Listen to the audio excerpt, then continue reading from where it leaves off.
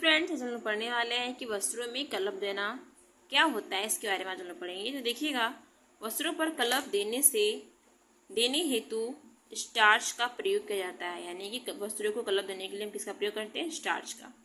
अब देखिएगा, स्टार्च पौधे से प्राप्त होता है और पौधों की जड़, कंद व बीज से स्टार्च का संचय रहता है। स्टार्च एक कार्बनिक पदार्थ है जिसमें हमारा कार्बन, हाइड्रोजन और ऑक्सीजन आदि तत्व क्या होते हैं? सम्मिलित रहते हैं। स्टार्च यानी जो कलफ होता है, यह मुख्यतः सूती वस्त्रों पर दिया जाता है। स्टार्च किस पर जाता है? मुख्यतः किस प्रकार के कपड़े होने चाहिए? जो सूती वस्त्र होने चाहिए, उस पर दिया जाता है। देखिए, यह कलप देने के मुख्य कारण हमारे निम्नलिखित हैं। फर्स्ट पॉइंट क्या है कि सूती वस्त्र धुल कर लूजे से रहते हैं। अगर आप सूती कपड़े अगर उनको धुलते हैं, साफ करते हैं, तो कैसे जाते हैं? एकदम लूज जैसे हो जाते हैं। अब देखिएगा, कलप देने से उनका जो लुजासापन है, ठीक है, वो क्या होता है? कम होकर के क्या होता है? उसमें कड़ापन व शक्ति पैदा होता है। अब देखिएगा, वस्त्र कलप देने से ताजगी व चमक से युक्त हो जाते हैं। अगर वस्त्र में अगर हम कलप देंगे तो हमारे जो वस्त्र होंगे वो कैसे हो जाते हैं? ताजगी और चमक युक्त हो जाते हैं।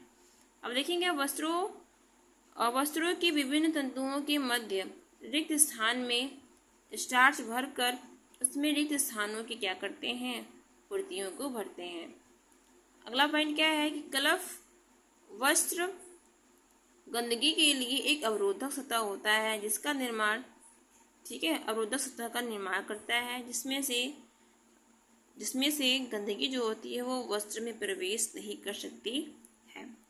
अब हम लोग पढ़ेंगे कि स्टार्च कणों की संरचना कैसे की जाती है। तो देखिएगा, स्टार्च प्रायः पौधों से प्राप्त होता है। पौधों के संचय करने वाले अंगों जैसे कि जड़, कंद और हमारा बीज आदि में यह अधिक मात्रा में पाया जाता है। स्टार्च सदैव नन्हे दानों के रूप में मिलते हैं। ये दाने विभिन्न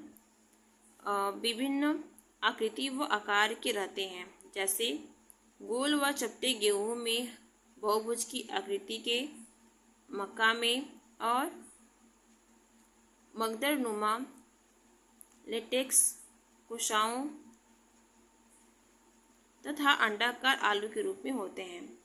अब देखिएगा, स्टार्च मुख्यतः सेलुलोज निर्मित होता है और यह एक कार्बनिक पदार्थ है जिसमें कि हमारा कार्बन, हाइड्रोजन व ऑक्सीजन उपस्थित रहते हैं। इसका जो सूत्र है हमारा C5H10 और O5N होता है। स्टार्च पानी में अघुलनशील होता है। अब देखिएगा, स्टार्च कणों को पानी में के साथ क्या करते हैं? गर्म करने पर इसका जो बाह्य आवरण होता है वो फट जाता है और जिससे कि उसमें क्या करता है? वो घुल कर एक कैलॉइड विलयन बना लेता है और यह अवस्था स्टार्च की क्या होती है? जिलेटिन की अवस्था होती है और इस गाढ़े व पारदर्शी घोल में गर्म व ठंडा पानी मिला करके वस्त्रों पर कलप देने के लिए प्रयुक्त किया जाता है। घरों में कलप देने हेतु मुख्यतः चावल का प्रयोग किया जाता है, क्योंकि चावल के गड़ों में 70 से 80% तक स्टार्च पाया जाता है।